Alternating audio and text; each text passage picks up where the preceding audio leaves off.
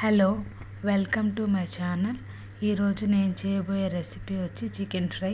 చాలా సింపుల్గా చేసుకోవచ్చు. మంచిగా చికెన్ని నీట్గా క్లీన్ చేసుకొని కడాయిలో వేసుకొని స్టవ్ ఆన్ చేసి కడాయి పెట్టి పసుపు, ఉప్పు యాడ్ చేసుకోవాలి. యాడ్ చేసుకున్నాక చికెన్ని మంచిగా ఇలా కలుపుకొని ఒకసారి మూత పెట్టుకోవాలి. మూత పెట్టుకొని చికెన్ మంచిగా ఉడికేదాకా, ఇందులో ఉన్న వాటర్ అంతా మొత్తం ఇంకిపోయేదాకా వెయిట్ చేయాలి.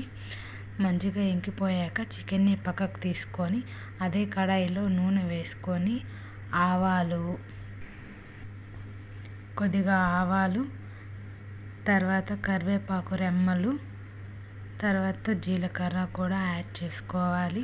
మంచిగా యాడ్ చేసుకొని అవి నీట్గా ఫ్రై అయ్యేదాకా వెయిట్ చేయాలి. మంచిగా ఫ్రై అయ్యాక మనం పక్కకు తీసుకున్న చికెన్ని కూడా అందులో యాడ్ చేసుకొని మంచిగా 4-5 టైమ్స్ నీట్గా కలుపుతూ ఉండాలి. మంచిగా కలుపుతూ ఉండాలి. తర్వాత కొద్దిగా ఆనియన్స్, టమాటోస్ కూడా యాడ్ చేసుకోవాలి. యాడ్ చేసుకొని మళ్ళీ నీట్గా కలుపుకొని మూత పెట్టేయాలి. మూత పెట్టేసిన తర్వాత ఒక 10 నిమిషాలు లో ఫ్లేమ్లో ఉడికించాలి. లో ఫ్లేమ్లో ఉడికించాక చికెన్ ఈ విధంగా ఉంటుంది.